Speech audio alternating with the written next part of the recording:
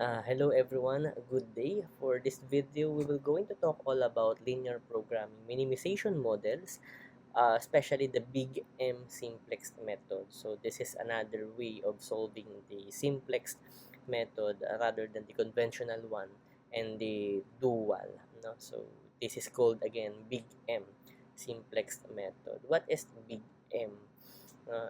In the first place, I'll discuss first the Big M before our problem. And it says here that the Big M method is a variation of the standard simplex algorithm used to solve linear programming problems that contain greater than or equal to. Okay, so this is the sign or equality constraints. Basically, these signs can be found on a minimization type of linear programming problems. Another thing, it finds an initial basic feasible solution when slack variables alone cannot form an identity matrix starting basis. The penalty M, no, the letter M, it actually introduces a very large positive number, which is M is the variable, into the objective function to heavily penalize any artificial variables, forcing them to zero at the optimal solution. So what this basically means, for minimization type of problem which have basically greater than or equal to inequality, the graphically speaking, the feasible region is outside the reference, no, outside the 0 0. The 0 0 is not part of the feasible region. So the main purpose of having M, no, and of course the artificial variable, I will introduce later the artificial variable.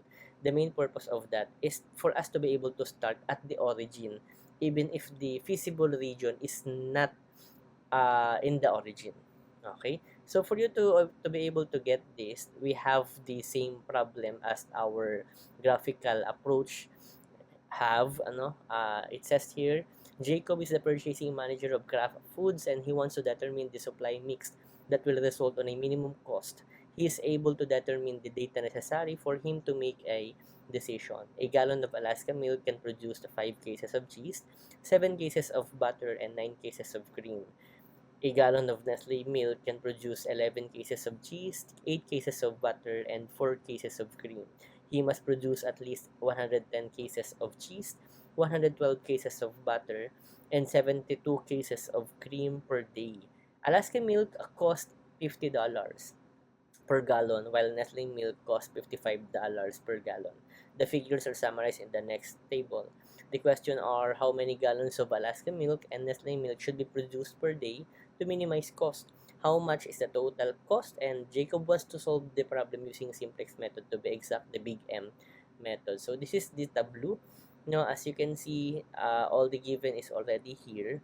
Now, the cost per gallon, the constraints, which are the products to be produced, the cheese, butter, and cream, and then their RHS, the cases per day.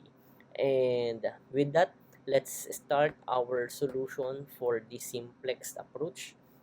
So for our objective function, basically our objective function is minimization. No? We have min z equals 50 x sub 1 plus 55 x sub 2. And this is subject to constraints. Our constraint, first constraint, 5x sub 1 plus 11x sub 2 greater than, okay, 110. To be followed by our, this is the constraint for the cheese. Okay, so cheese constraint. Second is 7x sub 1 plus 8x sub 2 greater than or equals to 112. This is now the constraint for the butter. Okay, and then the 9x sub 1, third constraint, plus 4x sub 2 greater than or equals to 72, constraint for our cream. And then, of course, the non-negativity constraint, x sub 1 and x sub 2 should be greater than or equals to 0.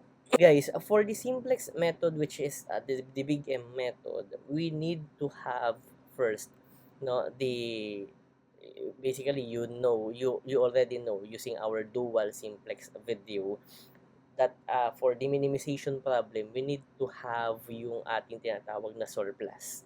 Okay? And bukod sa surplus, meron tayong panibagong variable na ma-encounter, which is the artificial variable. That is, again, the artificial variable na is the variable that can help us to start with the origin. No? So, anong mangyayari, no, kapag sa simplex tableau?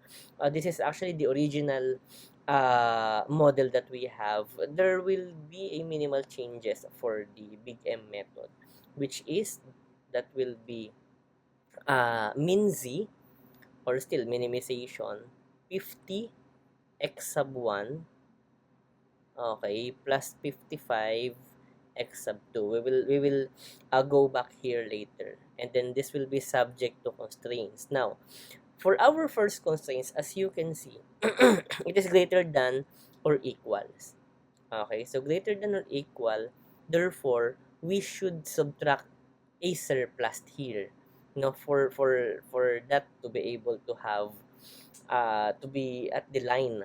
Okay, later on you will get me kapag kinonect natin siya with the graphical one. So 5x sub 1 plus 11x sub 2, we need to deduct the surplus, no, for this, and since this is the first surplus, this will be minus s sub 1. Okay, let's leave another variable here, or spaced for the variable, baka kailanganin ng surplus sa second tsaka third constraint, and then another one here. Now, I'll skip here, no, sa part na to. Maglalagay po tayo ng artificial variable. If you have surplus, kapag may dinagdag kang surplus, there should also be an artificial variable para mag-start ka sa feasible region. So, artificial variable natin, this will be 1, no? And then, maybe there will be an artificial variable for the second and third. Equal na siya dito. No? Dito tayo maglagay. 110. Okay. Now, for the second constraint, that is 7x sub 1 plus 8. Okay. 8x sub 2 is also greater. Okay. So, therefore, there will be a deduction, no, for the surplus. At dahil may deduction tayo sa surplus, dapat yan, meron din siyang artificial variable. No? Bakit may artificial variable? Kumbaga sa graphical, this is your line. No? You already have your, nandoon ka nasa labas ka ng feasible region. Yung surplus na minus natin para bumalik siya sa line.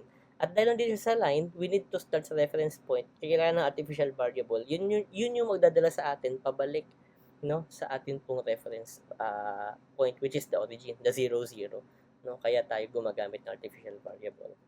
Okay, and then that will now be equals to 112. Okay, third, 9x sub 1 plus 4x sub 2 minus s sub 3. Okay, plus a sub 3 equals 72. Now, dahil wala yung mga yan, para hindi naman pangit sa mata, no, mag-add na lang tayo, pero that will be 0, no? Plus 0s sub 2 plus 0s sub 3 plus a sub 2 plus a sub 3, pero dapat yan may 0 sa unahan, no? Kasi wala naman talaga sila originally, no? Kapag kasi walang 0, there is a 1, no, na invisible. Okay, so plus 0s sub 1 plus 0s sub 3 plus 0 a sub 1, dito naman plus 0 a sub 3.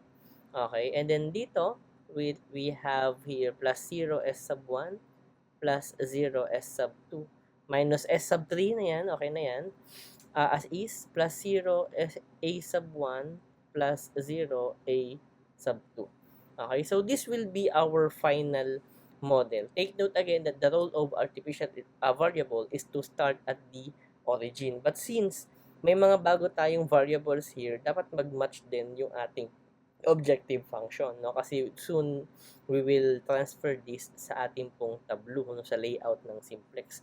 Dahil mayroon tayong mga yan, lahat ng mga surplus, wala namang surplus pagdating sa objective function, no? So mag-add lang tayo with 0 coefficient. 0s sub 1 plus 0s sub 2 plus 0s sub 3. At ito po, possible kasi there will be a value for the artificial variable. Doon na papasok yung konsepto ng big M. No, kaya siya tinawag na big M because the M variable, we can have there a very large value. No, it can be 1,000, 1,000,000, 1,000,000,000. Para lang bumalik siya kasi we don't know the distance between our feasible region and the origin, 'di ba? Yung 0, 0. Kaya po we are just giving it a very large value para ma-hit niya na bumalik siya doon sa origin. So let's have here m a sub 1 plus m a sub 2, no? So m will be their coefficient, okay, plus m a sub 3, no? So again, this will be the final model natin. Now on the next slide, we will now start discussing yung simplex. Okay, so for our first iteration, it will be, let's call it as our initial iteration, or pwede na yung iteration 0, no? So iteration 0. For the iterations, no, just like before, we have our basic variables, no, and based doon sa ating model, no, on the previous slide, no, our basic variables here are basically the z and the three artificial variables, no? So they are the basic variables here. So we have z, and then a sub 1, a sub 2, and then a sub 3. Okay. And then for the non-basic variables, we have x sub 1, x sub 2. The 3 surplus, we should have the 3 surplus as well. Okay. And then the 3 artificial variables, nandito pa rin dapat sila. A sub 1, A sub 2, A sub 3, and basically our RHS. No, hindi pwedeng nawawala si RHS. Now, for the values of these tableau, naalala yung ginagawa natin before, no? Ini-equate natin, ginagawa nating inequality. No, we're converting to inequality yung ating objective function, no? So lipat lang sa kabila. Basically, kapag nilipat, nagiging negative sila, no? Since they will now be negative, so this will be negative 50, negative 55. Okay, so sorry for my pen tab right now. It is grounded. I don't know what happened. Anyway, for the values of our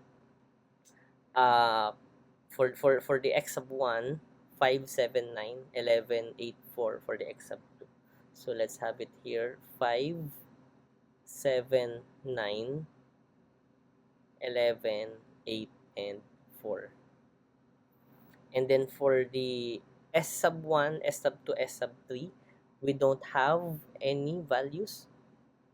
That's why it is all 0. And then for the artificial variables, we will have here negative m. Why negative m? Because on the original, that is positive m. But since we equate them to general form, no, it will now be negative. No? Since we only need to write the constant, so all values here are negative m. Okay. For the RHS, we don't have any RHS. That's basically 0, no? Since general form yung ating pong equation. Now, for the S sub 1, S sub 2, and S sub 3, as you can see here, all surplus here have negative coefficients. So, negative 1, negative 1, negative 1. Now, for all the surplus, meaning to say, we will be having here all negative for the first iteration. Negative 1, negative 1, and another negative 1. The rest will be 0. Okay? For the artificial variable, as you can see here, the artificial variable have all positive coefficient. Positive 1, positive 1, positive 1. Okay? And it is an identity matrix. Okay? 1, 1, and 1. 0, 0, 0, 0, 0, and 0. Now, for the RHS, it is given here 110, 112, and 72. 110, 112, 110, okay, and 72. So, this is our RHS. Now, the same will be, for the next process, it will be the same for the conventional simplex method. Now we are actually using looking for the smallest value for the 0, which is negative 55. No, so since negative 55 is on the column of x sub 2, our pivot column here will be the column for x sub 2. Now for us to be able to find what is our pivot row, okay, we need to have the minimum ratio test first, no, and that is symbolized by theta, no, the minimum ratio test, which is it is we can get that value by dividing the RHS to x sub 2, no. So we have here 0, 110 divide 11, that will be 10, 112 divide 8, that will be 14, and then 72 divided by 4, that will be 18. Now, the lowest positive will be our pivot row, and the lowest positive here is 10, no? Or the row for a sub 1. Okay, so this will now be our pivot row. Since this is our pivot row, no, our pivot row is basically our leaving variable, and then our pivot column is our entering variable, no. So this will enter, okay, on the row of a sub 1 for the next iteration, meaning we will be now having here the iteration 1. Okay, by the way, the iteration, the first the iteration 0, no, or the first iteration is actually saying us that this simplex tableau is on the reference point or the origin. Why? Because x sub 1 and x sub 2 are not a basic variable here. Therefore, there's no x sub 1 and x sub 2, meaning the value is 0, 0, 0. Now, for the iteration 1, let's proceed. We have here the basic variables, and then z. Of course, we also have a sub 1 before, but since it will now be a living variable, no, it will now be replaced with x sub 2. Okay, so x sub 2, and then a sub 2 and a sub 3. And then for our non-basic variables, we have x sub 1, also we have x sub 2, same pa rin sa before, no, s sub 1, s sub 2, s sub 3, 3. Okay. A sub 1, A sub 2, A sub 3. We have RHS as well, and then the data. So this is how our tableau looks like for our iteration 1.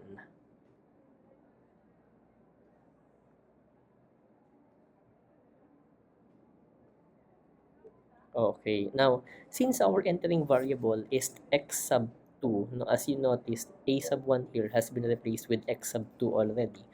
And with that, no, for all the values for the pivot, or for the new value, no, or new variables, the value here is all the cells, no, divided by the pivot cell. So the new, for the values of entering variable, no, all values divided by the pivot cell, meaning 5 divided by the 11, so that will be 5 over 11, and then 11 over 11, that will be 1. Okay, negative 1 over 11 for our s sub 1, and then we have 0 over 11, basically that is 0, and then another 0 here. For a sub 1, we have 1 over 11, and then 0 divided by 11, another 2 zeros here, and then 110 divided by 11, so that will be 10.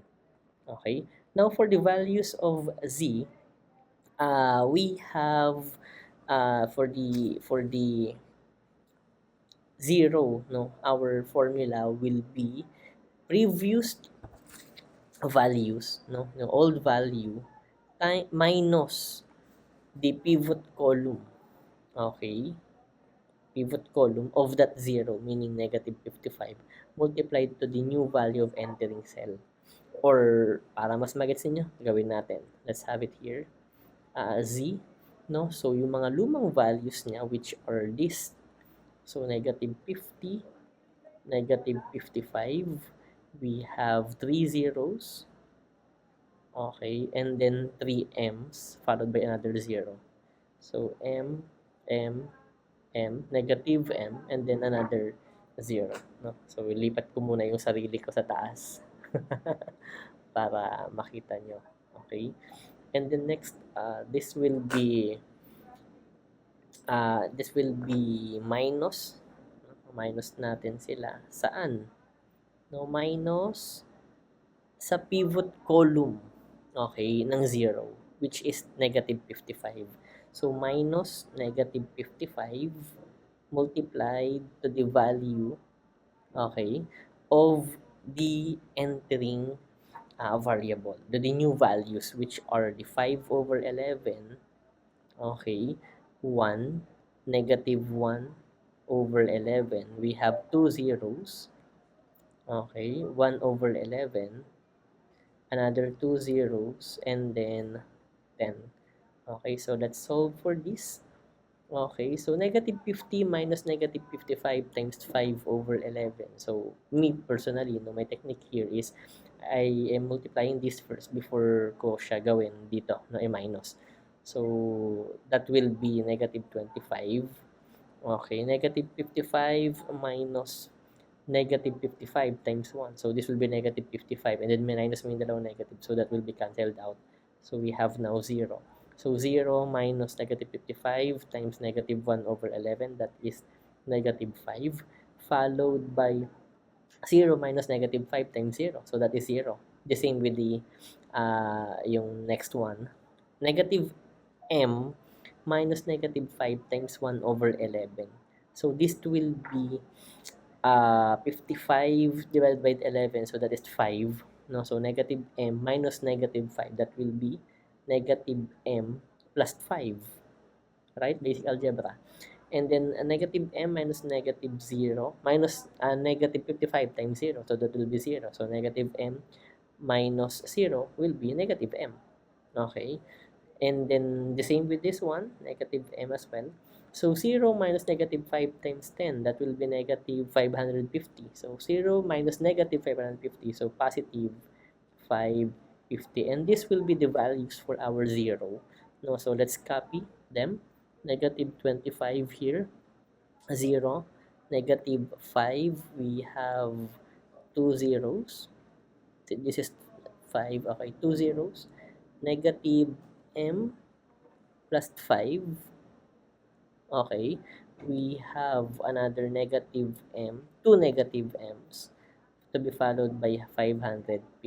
So, the same process ang gagawin po natin for uh, for our a sub 2 and a sub 3. So, that will be on the next slide. No, anyway, so let's remember the values. So 780, negative 10, 0, 10, and 112. So that will be for a sub 2. So let's have it here. A sub 2, 7, the old values, 8, 0, and negative 1. Also, we have 0 and 0, 1, another 0, and 112. This will be minus on the pivot column of the a sub 2, which is 8. So, minus 8, okay, times the new value of entering cell, which is the entering cell is x sub 2, this one. No? So, 5 over 11 and so on up until 10, which is the same with this one. Okay, so let's copy those numbers. 5 over 11, and then we have 1. We have negative 1 over 11. We have a 0, and then another 0, and then 1 over 11. We have 0, and then 0, and then 10. And then let's perform the basic operations here. 7 minus 8 times 5 over 11. This will be 37 over 11. 8 minus 8 times 1. So that will be 8 minus 8. So 0. And then 0 minus 8 times negative 1 over 11. That will be 8 positive, 8 over 11. Negative 1 minus 8 times 0. So this will be 0. No? Negative 1 minus 0, that will be negative 1 minus 0, that will be negative 1.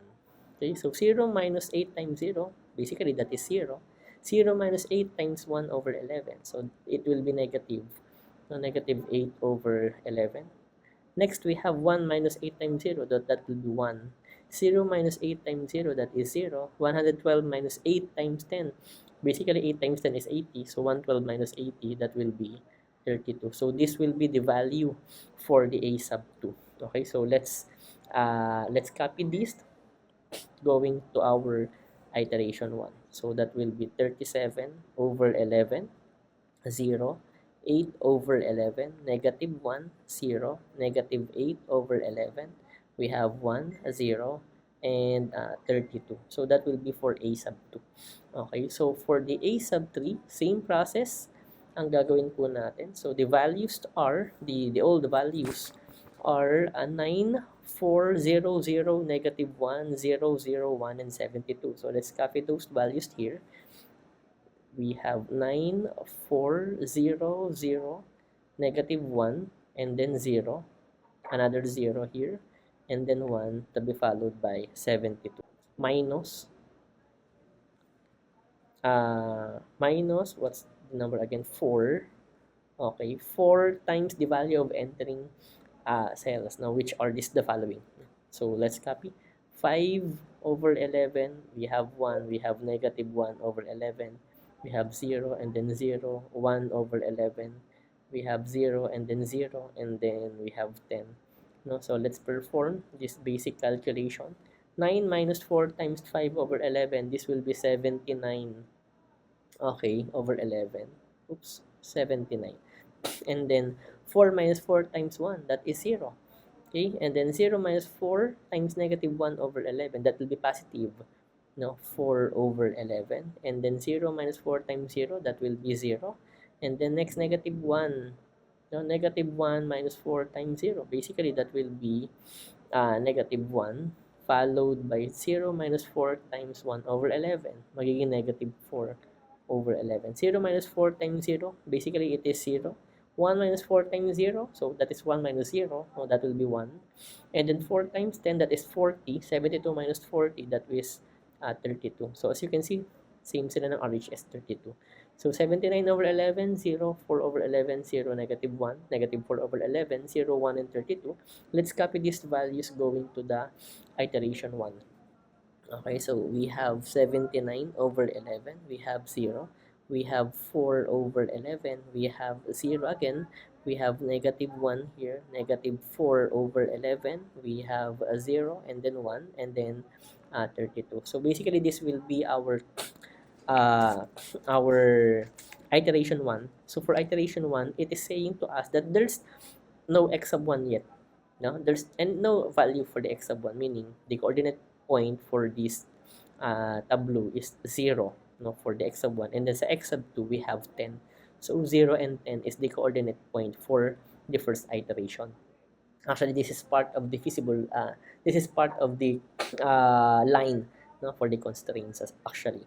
No, and then let's now check, no, what will be our entering variable. No, again, for the entering variable, we are deciding what is the lowest value in 0. No, so these are the values for the 0.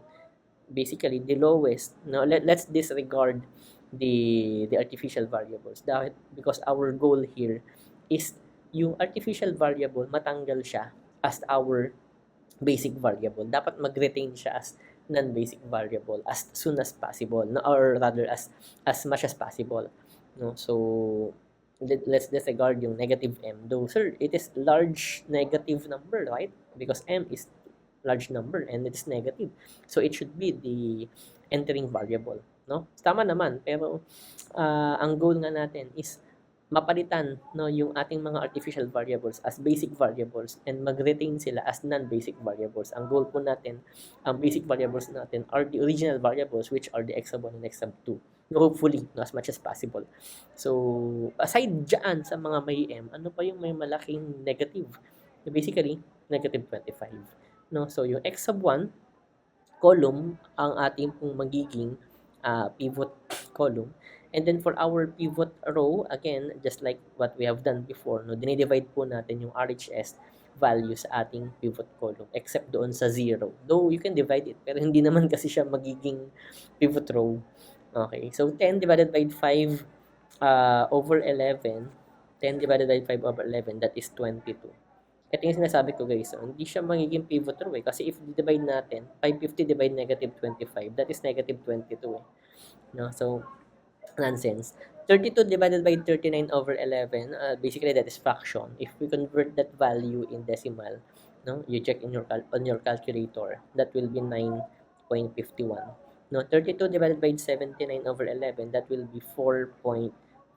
So obviously here, this lowest the lowest number here is the 4.46, no, or say a sub 3. So a sub 3 row will be the row to be considered as our pivot row. And our pivot cell here is 79 over 11. So for the next iteration, for the iteration 2, x sub 1 will be the entering variable.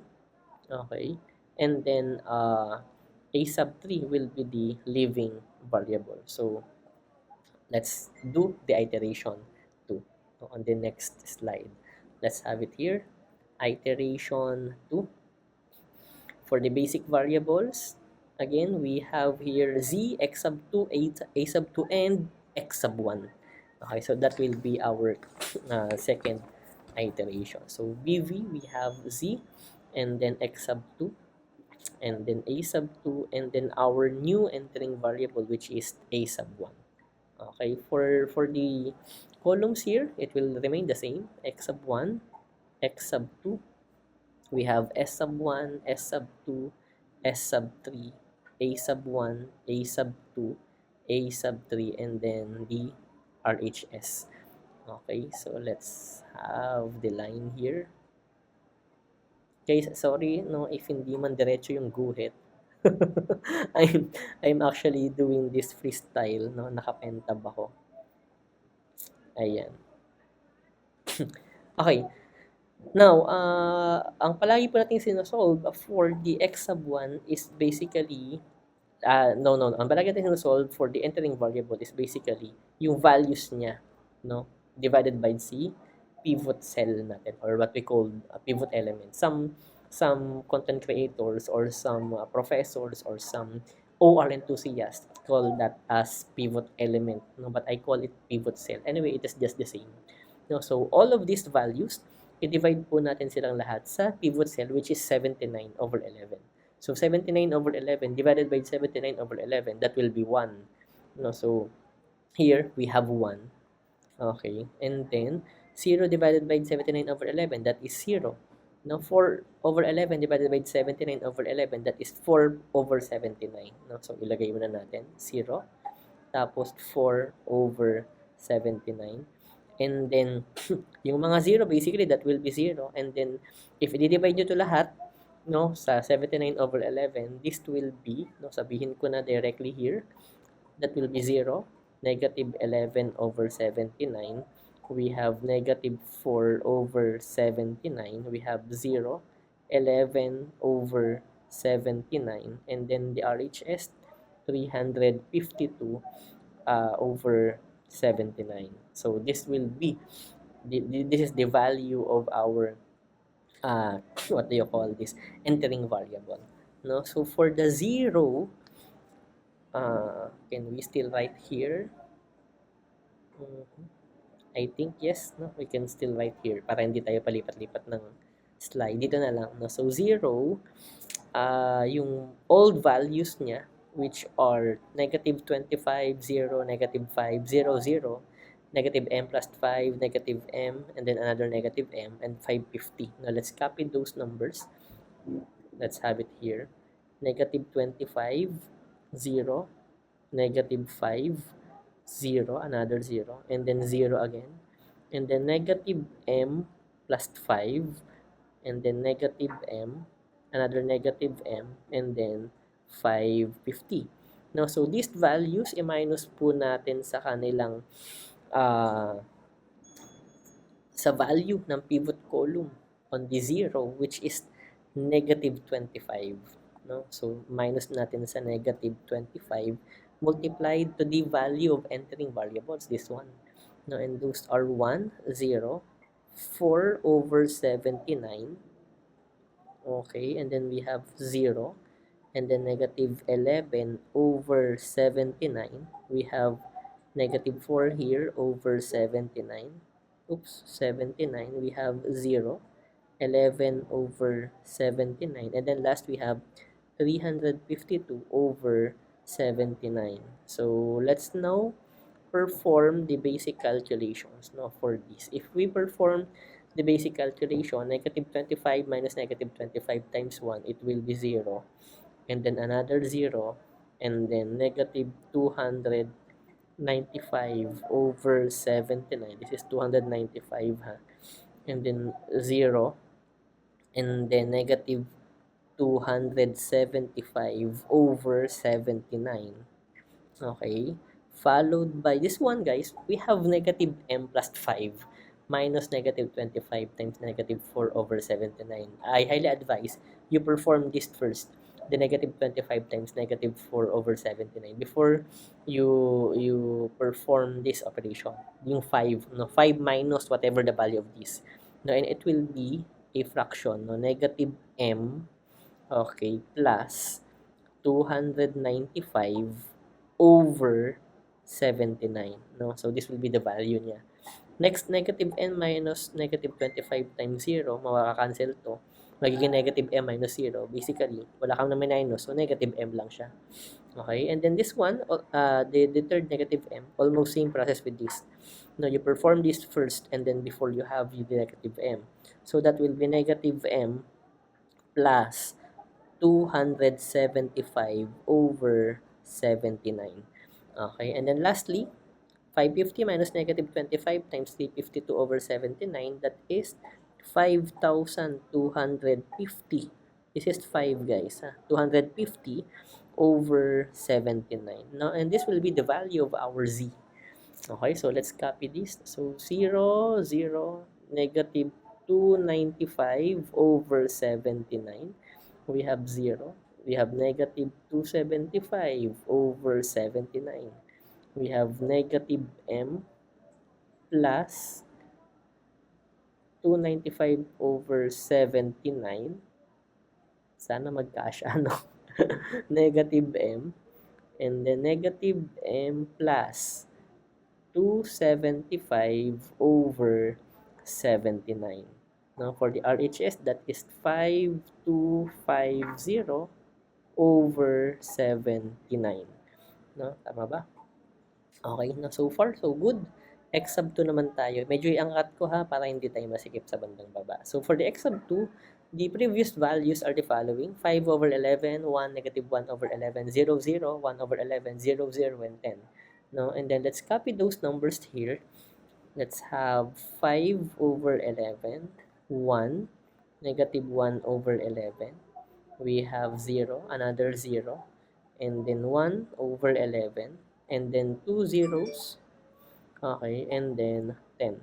Now, minus, so the pivot column for the x sub 2 is, where is it? 5 over 11. So, that will be minus 5 over 11 times this value. No? So, same sila. Yung ating pong entering variable, which is 1, 0, 4 over 79, and then 0, and then negative 11 over 79, and then negative 4 over 79. We have here 0, 11 over 79, and then 352 over 79. No? So, let's perform this basic operation the same as before. Sabihin ko na lang yung mga answers. So, that will be 0, 0, negative, nasaan na tayo? Tapat-tapat pa ba? Negative 9 over 79. We have another 0 here. And then 5 over 79. Oops, parang 1, 2, 3, 4. Hindi na sila nagtatapat. 9 over 79. Ayan. And then 0 here. And then we have negative 5 over 79. This is 79. Okay. And then 630 over 79. So, this will be the value for x sub 2. No? So, 0. And then another 0.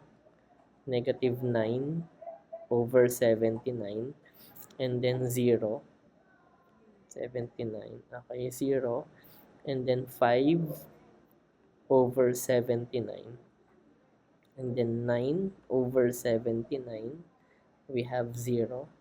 And then negative 5 over 79. And 630 over 79. So last variable, now we have a sub 2.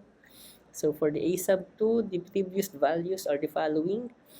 Let's check their previous values. 37 over 11, 0, 8 over 11, negative 1, 0, negative 8 over 11, 1, 0, and 32. So let's copy those values here. No? So let's have it here. 37 over 11, we have 0. We have 8 over 11, and then negative 1, and then 0, and then negative 8 over 11. We have now 1, 0, and 32. Minus our pivot column for that value, which is 37 over 11. This one. Pivot column ng A2, 37 over 11. So 37 over 11 multiplied to this new value of entering variable, which are the following: 1, 0, 4 over 79. We have 0, negative 11 over 79. We have negative 4 over 79, 0, 11 over 79, and 352 over 79. And then let's perform the basic calculations. If you will perform this, that will be 0, 0, 44 over 79. We have negative 1. We have 37 over 79. And then negative 44 over 79. Okay. And then 1. And then negative 37 over 79. And lastly, we have 1,344 over 79. So let's copy these values going to our iteration 2, and it will be a 0, okay, another 0, 47 over 79, and then negative 1, 37 over 79, negative 44 over 79, we have 1, negative 37 over 79, and lastly we have 1,344 over 79. And this is now our iteration 2. Okay? So for our iteration 2, guys, we need to know yung ating pong lowest value. No, kasama po ang mga slacks and surplus, no, for the lowest value. If we will perform this, negative 275 over 79 versus negative 295 over 79. Basically, same sila ng denominator, mas malaki yung negative 275. No, so yung S sub 1, obviously, yung ating magiging next na pivot column. Okay, so this will be our pivot column or the entering variable. No, next naman natin is the pivot row. No, ibaba ko yung aking sarili dahil we need to use yung yung ating column for theta, no, additional column tayo dito for the minimum ratio test. No, this is actually called minimum ratio test, guys. Ratio, no, that's why dinidivide siya. No, RHS over yung ating column, no, pivot column. So, if divide natin to dito, that will be negative 177. Lahat ng value, divide natin sa S sub 1. That will be negative 70. No, 30. Gawin ko ng with decimal. Dito po, acceptable yung paglagay ng decimal. No, because we are looking for the minimum positive, no, least positive value. Okay, and we cannot find the least positive value if naka-fraction tayo. No, kaya dito pwede na. Pero the rest, I highly recommend you use fraction. Okay? So, 30.55, and then lastly, we have 88. So, the positive here is just the 30.55 and then the 88. So, we need to get yung 30.55, which is the row A sub 2. No? So, meaning, this row A sub 2 will be our pivot row or the leaving variable. Therefore, for the next iteration, no, A sub 2 will disappear, no, and it will be replaced by S sub 1. And as you can see here, guys, we have a 4.5 we have value of x sub 1, which is 352 over 79, that is 4.46. 4.46, and then the x sub 2 is 630 over 79, which is 7.97. But this tableau is not yet optimum since we still have the pivot column na meron pa rin tayong negative value, okay, na dapat mailipat. Therefore, we still need to do another iteration, no? And for that another iteration, that will be iteration number 3, no? So let's look for the blank slide here, no? So iteration 3, okay, so basic variables natin are the z, and then ano nga yung papalit, a sub 2 mapapalitan ng s sub 1, no? So that will be z x sub 2, and then yung bago natin na s sub 1 na siya, no, from a before, and then the x sub 1. Okay, and then for the non-basic variables above, we should have here x sub 1, x sub 2, and then s sub 1, s sub 2, and s sub 3, to be followed by a sub 1, a sub 2, and a sub 3, followed by RHS. Okay, I hope this will be the last iteration. Medyo mahaba po talaga, pero we need to deal with it, no? So for the previous value ng ating a sub 2, everything here on this row will be divided on their pivot cell or pivot element, which is the 47 over 79. So if we do that, no, that will be yung sa s sub 1 natin, di ba? S sub 1 yun eh. No, sa s sub 1 natin will be 0. Ay, lagay ko na diretso ha. 0, 0, 1, negative 79 over, I think this is 44, and then s sub 3, 37 over 44, negative 1, 79 over 44, negative 37 over 44, and RHS 336, okay, over 11. Okay, now, ito yung lahat ng ating gagawing value for entering variable, which is siya nga naman talaga yung entering variable natin. We can now solve, guys, for the z, no, for the value of z. And the previous values are 0, 0, and then all of these. No, let's copy this. Let's write it here muna. No, I'll write it here.